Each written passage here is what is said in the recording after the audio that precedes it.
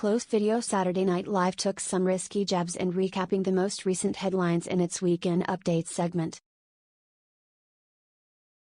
Hosts Colin, Jost and Che kicked things off on a light enough note, joking about Taylor Swift's 10-minute performance of her re-released version of All Too Well. From there, however, the duo launched into politics with some relatively dark jokes that didn't always land with the audience. Jost kicked things off by highlighting the recent news surrounding former advisor to President Trump, Steve Bannon, being indicted on contempt of Congress charges for failing to appear for a deposition in front of the House Select Committee to investigate the Jan.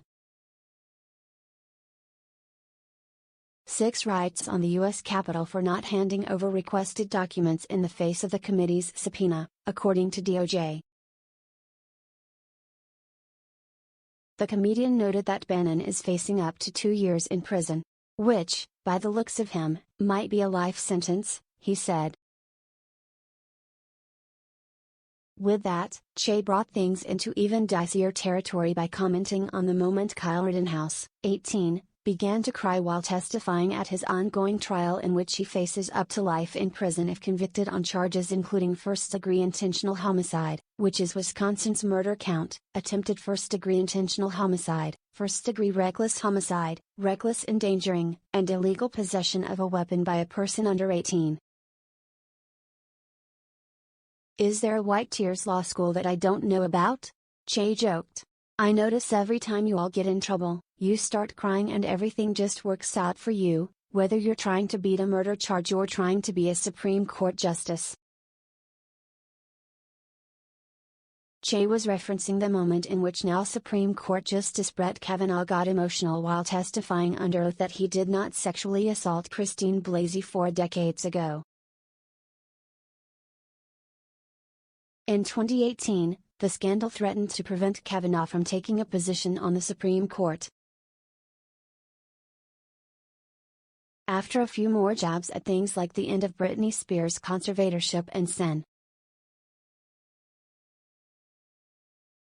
Hawley's recent comments on masculinity, Che briefly lost the crowd with a joke about Texas Gov. Abbott's executive order banning masks in schools. A judge recently ruled that the order violates the Americans with Disabilities Act.